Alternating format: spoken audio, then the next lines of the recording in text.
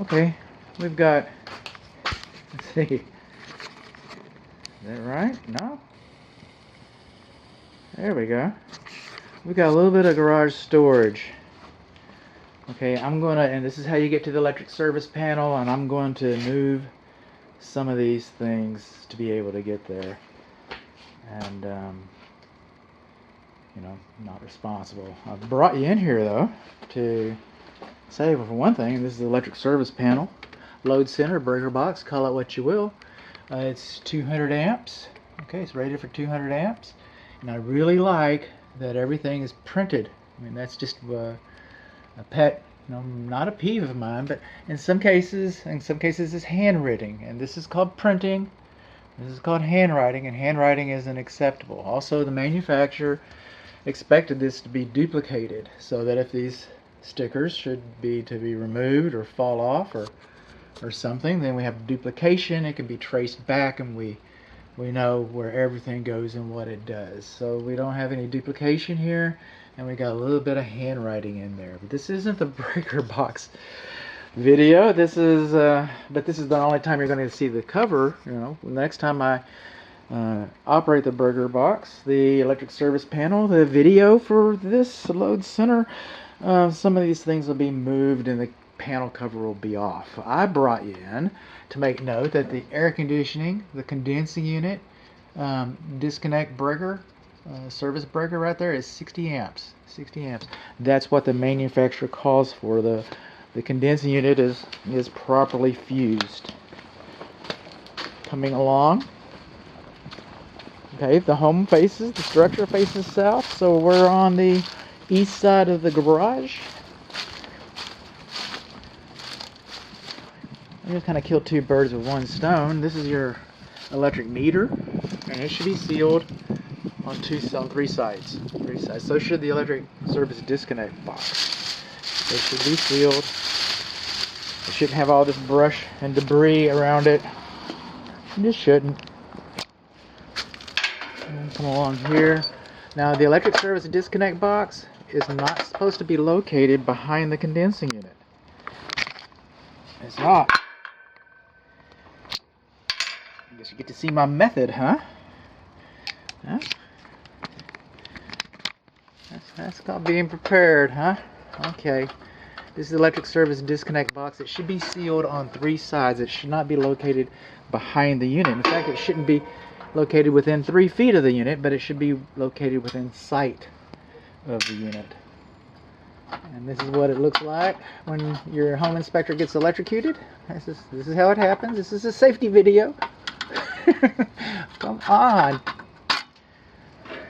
And we can see that the wires are properly laced up, and that's a good thing. So there's nothing wrong with the way this guy's wired.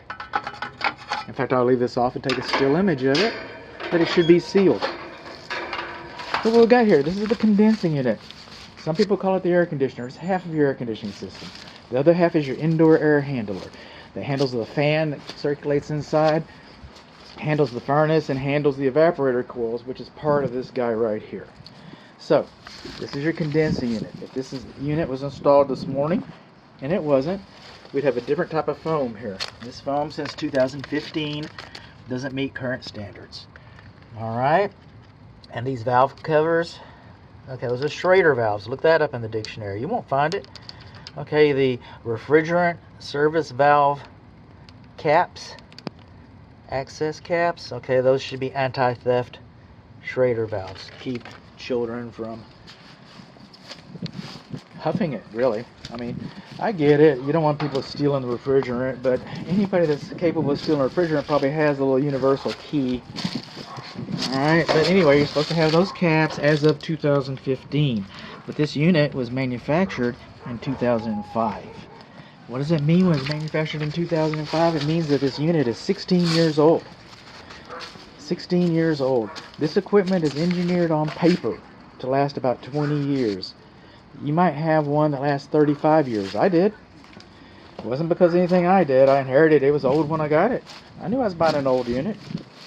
But it lasted 35 years. On paper, it's engineered to last 20.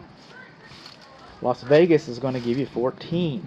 And North Texas, condensing units, air conditioning equipment, its statistical life average is about 14 years old.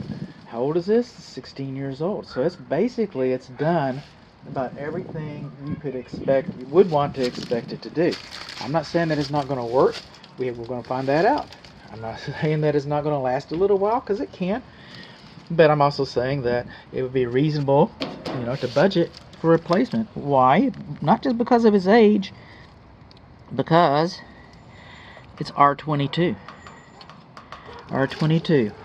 Okay? They no longer manufacture R22 in the United States legally. They no longer import R22 in the United States legally. Is there a stockpile of R22 refrigerant? You bet there is. Is it expensive? Sure is expensive. It's a dated system. Now we're using, one of the ones that we use is 410A. Yes, they do sell alternative refrigerants that you can drop. They're called drop-ins, and they're about 15 to 30% less efficient than the inefficient R22.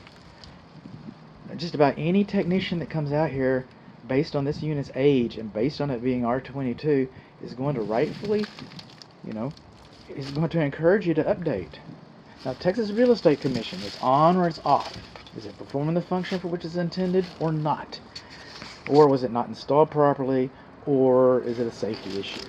But my clients want to know. I mean, if the technician comes out and he says, oh man, okay, Risa, we got R22 here, you might want to think about updating this, and then you call me up and I say, well, I didn't have to tell you that. I don't want that to be my best answer. I do not want it to be my best answer. Let's find out if this thing works.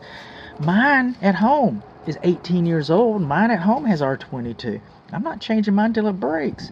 But that's mine. I installed it new 18 years ago myself. And, my house isn't for sale. You shouldn't have to live like me. Manufactured in 2005. Also, we notice here that it's a 5-ton system.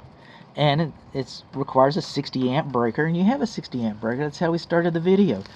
What else have we got? Well, we got dirty coils. And then this foundation pad is supposed to elevate the unit more than 3 inches above grade. Over here, we probably got it. Over here, we probably got 3 inches.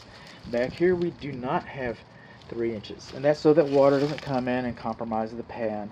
So, to be perfectly honest, when it was installed, that requirement may or may not, I'm not sure, that may or may not have been here. So, what did we learn? We learned we got dirty coils, it's too close to the ground. We learned that we got R22 refrigerant, and the unit, a 5-ton unit, is 16 years old. We learned that we got the wrong kind of foam, and we do not have anti-theft Schrader valves, and the electric service disconnect is improperly located behind the unit, and that was since day one. We learned that it's properly fused. We learned that the disconnect box should have been sealed on 3 sides. We learned that the disconnect box is properly wired. And then we learned some things about the electric service panel. We learned that it's not sealed on 3 sides. We learned that there's a little bit of hand labeling inside the garage. We learned also that there isn't any duplication. So that's what we learned. We learned some stuff. Oh, one more thing. If this unit was installed today, there's always one more thing, isn't there? If this unit was installed today, then we would have an electric service outlet out here, so the technician could run a vacuum pump or any electronic equipment that he has without having to take an extension cord out of the garage and run it, or from the backyard and putting it over the fence and coming over here so he could operate on your equipment. So we also learned that.